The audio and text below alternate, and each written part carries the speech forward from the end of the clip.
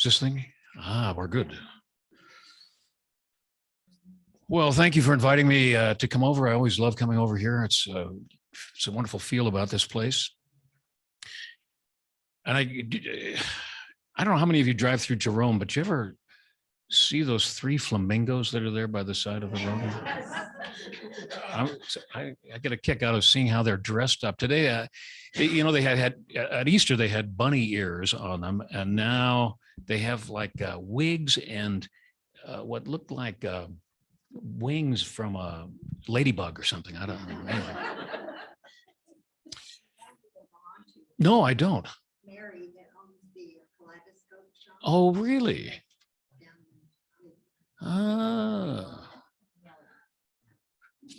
Well, I invite you to stretch. If you feel like it, you can stand up for a second. I think it's a good idea to come prepared to stretch if you come to a Unity service.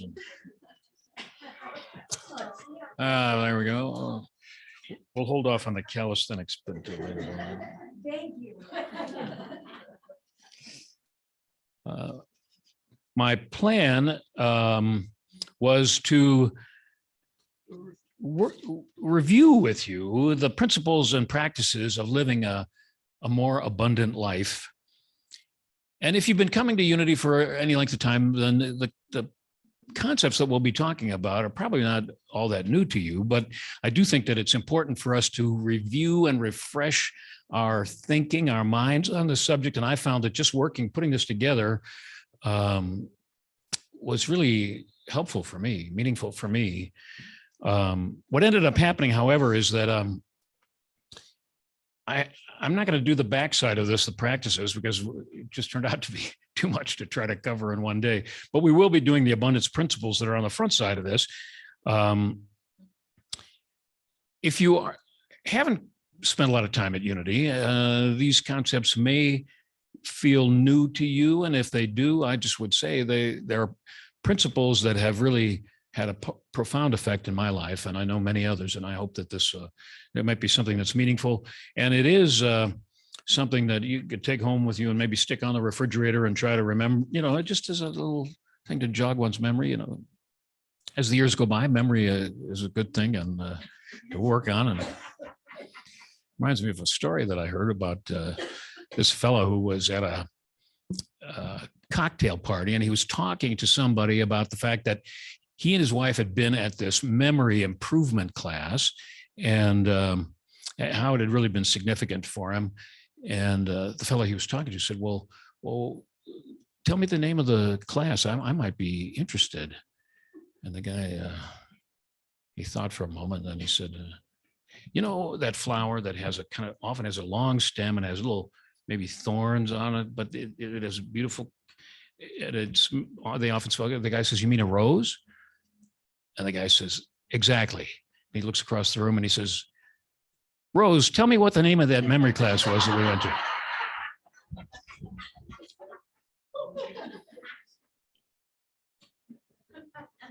Well, I thought maybe we'd start off by talking about what abundance is, because from a material perspective, we tend to think of it as stuff and money. And that's understandable, but the truth is that there is so much more to what abundance is all about. Jesus said that he came that we might have life and have it more abundantly. And it's clear that he wasn't talking about stuff. I mean, we would have heard in the scripture about the palace that he had, or the string of camels that he had, all the people helping carry around his stuff from place to place. But no, he didn't have any of that. What he did have, though, was what he wanted and what he needed. Abundance is a state of consciousness that is free from lack, a state of consciousness that is steeped in the awareness that God is our unlimited source. And we have access to all that we want and need. It is an awareness of an unlimited flow of good that is available to us. That being said, as we live in a physical world, we do have wants and needs on this material plane of life, and meeting that is part of a joyfully abundant life.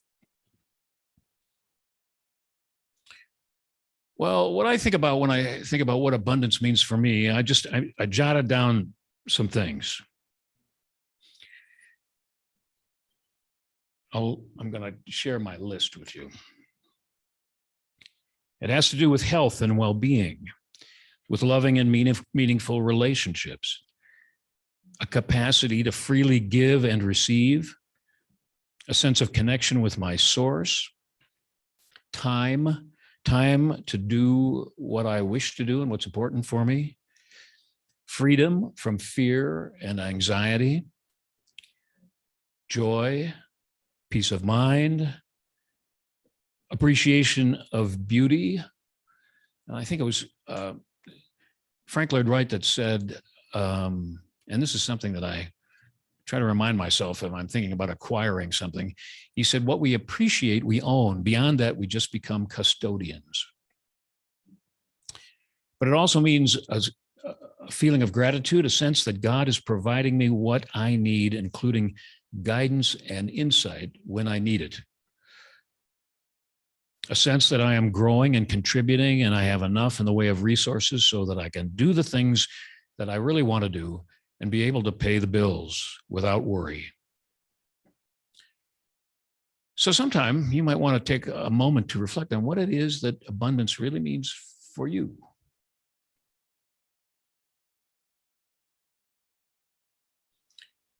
It is true that when we ask for what we want, the universe is always saying yes. Well, then we might wonder, if the universe is the source of unlimited good and it's always saying yes, then how come I'm not getting the stuff that I want? Or at least not all of it. Well, that's clearly explained in a book by Abraham entitled Ask and It Is Given. And in that book, the way it is described is as a three-step process. Step one is we ask for what we want. Number two is that the universe says yes. And number three is that we receive when we are in the state of consciousness, the state of thinking and feeling and awareness that is in alignment, attunement with that which we seek. When we move ourselves into a vibration that is receptive to what it is that we're asking for. Well, the way they described it in the book is that they talked about vibrational escrow. We ask, it is given by the universe, but it goes into vibrational escrow until we get our consciousness into the place where we can truly accept it, when it can flow into our lives. When we start this conversation, it seems to me, because we're going to be talking about principles, and unity for me is very much about spiritual principle. It's about many things, but that's one of the things that it's about, because we need to be reminded that the universe is not a slipshod operation that operates according to vague and unreliable rules, but that there are spiritual laws that govern outcomes in our life experience. And as we gain knowledge of these laws and principles and live in accordance with them, then the benefits for us are many. If we're ignorant of the principles and laws at work, then we could be standing knee deep in the river and dying of thirst. It reminds me of the story of the homeless man who went to Goodwill and he found a coat that he really liked, and he had enough money to pay for it, so he bought it, and he wore it really all the time. But what he really needed was the money to get a new start. Well, he wore this coat for many years until one day he left it somewhere and he lost it, and another fellow came along and found it, and he claimed it as his own. And he happened to carefully examine the coat, and what he found was a little extra sewing in the seam, and he opened it up and realized that there were 10 $1,000 bills sewn into the lining of that coat, evidently by the first owner. So all along, the first man here, who had worn the coat for years, had the resources that he needed at his fingertips, but it really did him no good as long as he was unaware that it was available there, available to him. So I think it's important for us to remind ourselves that we have access to this unfailing flow of good. And we have access to the tools that enable us to make that access real. So I'm going to start with the principles that are on that page. We could easily spend a Sunday on each one of them, and I think probably I have in the past, but we're going to kind of charge ahead here and just cover a lot of ground. So what my plan is to do the practices that are on the reverse side. We'll do that another time. This way I'm sort of guaranteeing that I'll be invited back or not. Maybe that might not work so well. Well,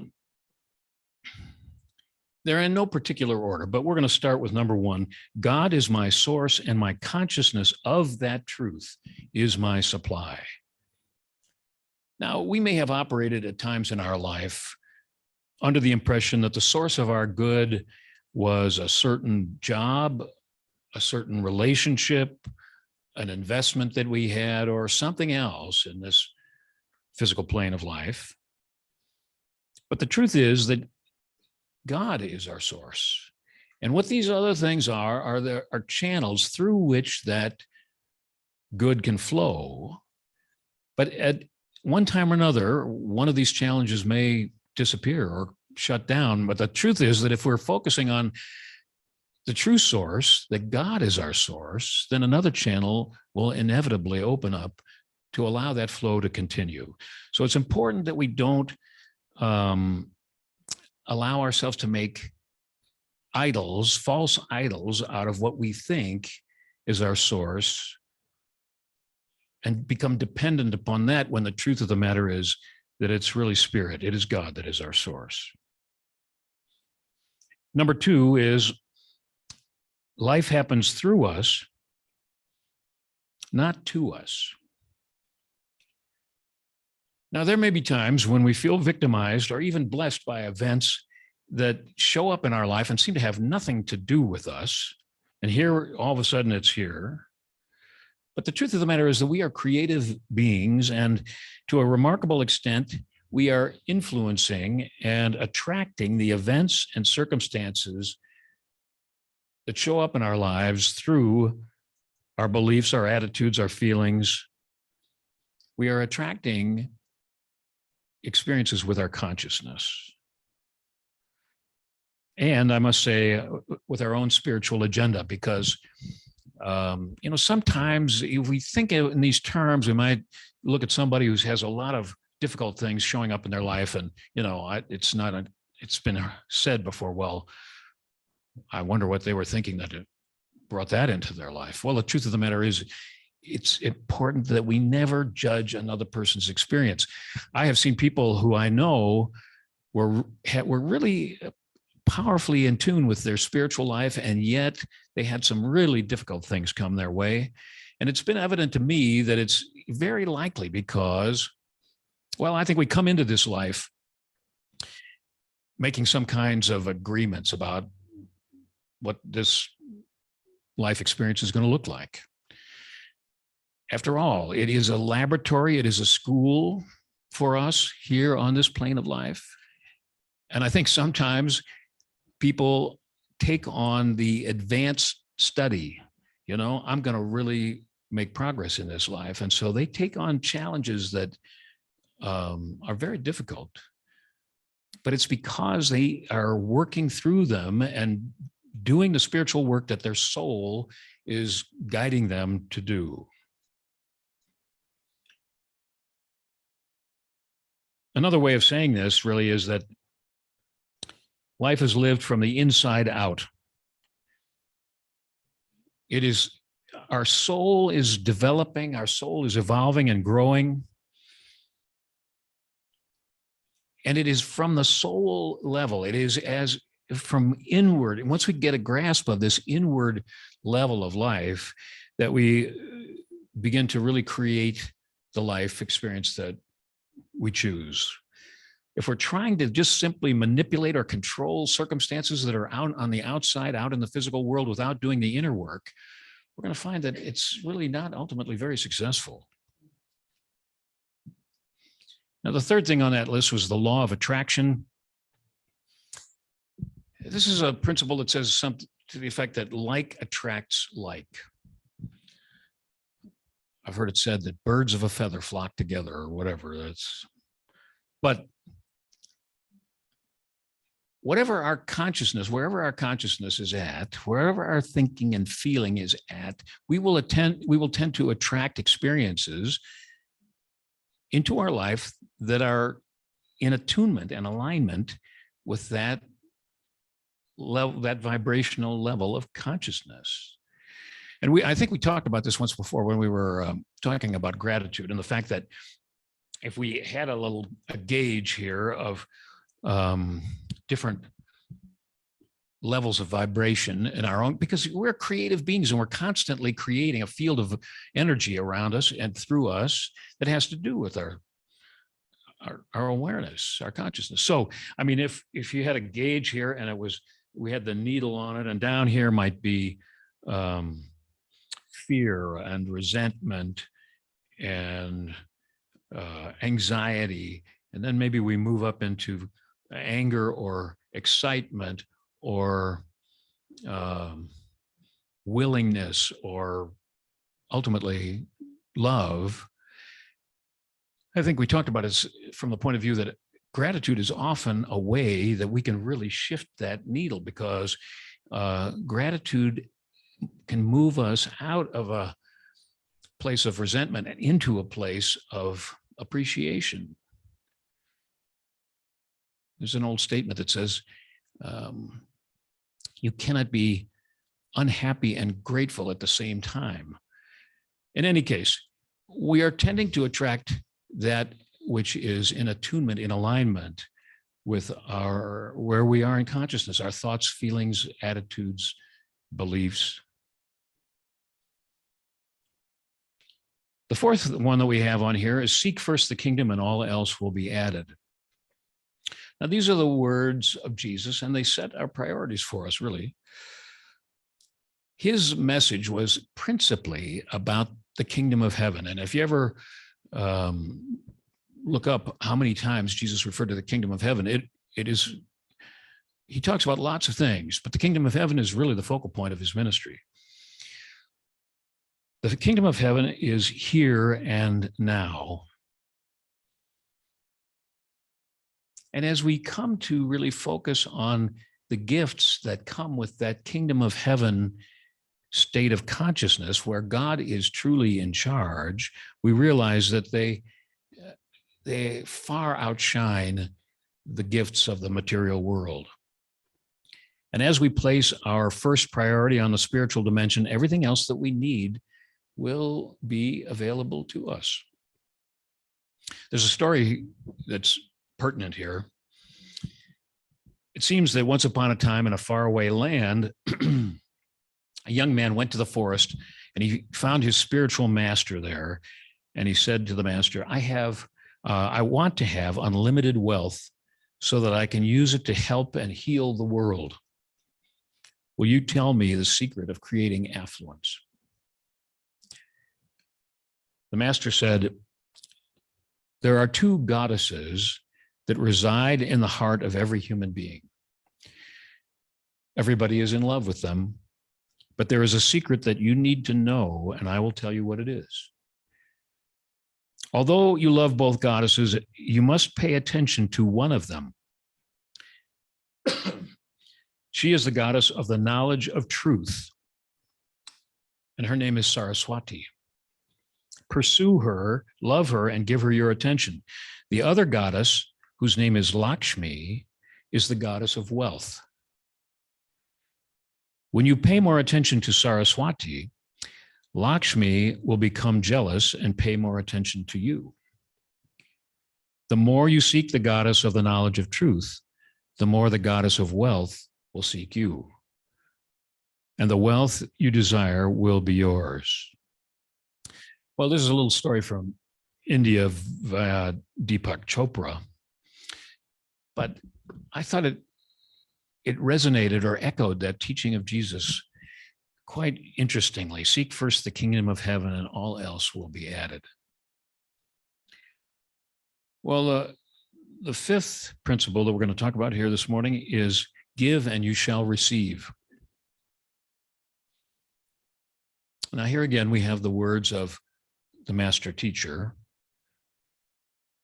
Giving is a process of release. Joyful giving springs from an awareness of universal abundance, and it is a powerful way of opening up the channels of unlimited good to flow, activating that flow in our life experience. We are creatures that thrive on circulation. We thrive on circulation physically, but not just physically, spiritually as well. We need to give in order to live at a higher level. You may recall that in the Holy Land, there are two important seas, bodies of water, that are central to the Holy Land. The first is the Sea of Galilee, and the Sea of Galilee is teeming with life. And of course, back in Jesus' time, there's a lot of reference to the fact that the fishermen would all go out to the Sea of Galilee and bring in their fish. It was a source of food, an important source of food for the people of that day. And on the other hand, there is the Dead Sea. The Dead Sea is stagnant and nothing can live there, and nothing does. And the difference between the two is that the Sea of Galilee has both an inlet and an outlet, but the Dead Sea has only an inlet and no outlet. So things can flow in, but not flow out. And therefore, it becomes stagnant and not a place of life. If we find ourselves in a stagnant time in life when things just don't seem to be happening for us, it may be that something's got to give. And it may just be us. And giving can take many forms. I think importantly, and this is something that we'll talk about the next time, but importantly, it is something about if we want, I think in general, we give of that which we want. If we want more financial resources in our life, then it's giving from that will help to stimulate it. But there are many forms of giving, and I have seen people who have been dealing with, say, depression or some other serious difficulty in their life, and just by volunteering their time and energy, just by starting that flow of giving from themselves, they have found themselves lifted up in a remarkable way. Well, we're going to pause here and take this into a meditation. So I invite you to just let yourself sit comfortably, and if it's comfortable for you to close your eyes, please feel free to do so.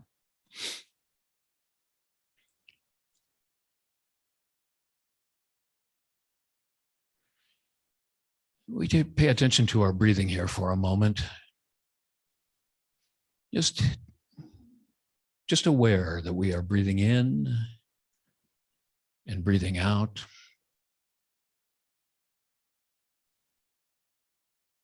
That really with every breath, we are affirming the infinite resource of that life-giving oxygen that is ever available to us as we relax and breathe in and breathe out.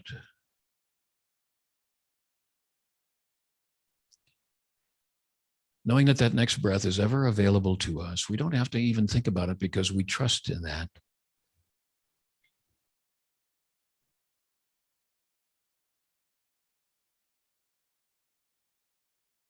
God is our source, infinite and unlimited.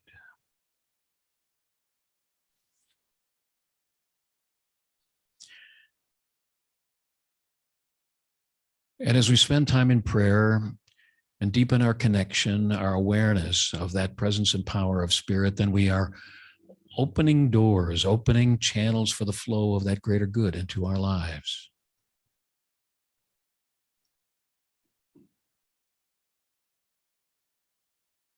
According to Jesus, God's will for us is abundant life.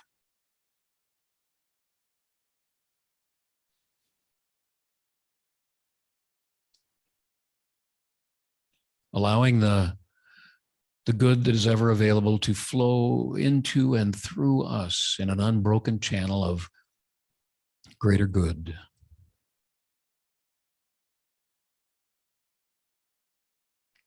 We breathe in and breathe out.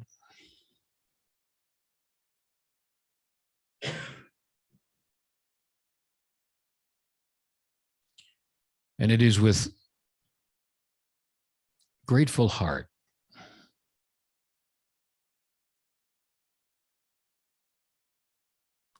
that we look to Spirit and trust in the unfolding of an ever greater good.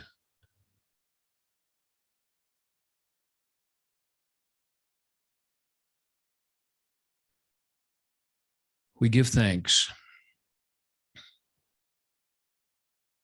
We are blessed.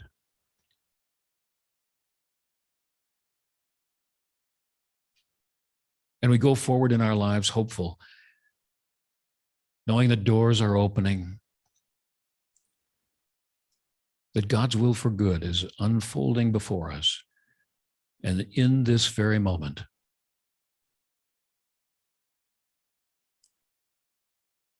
and for that we say, thank you, God. Amen.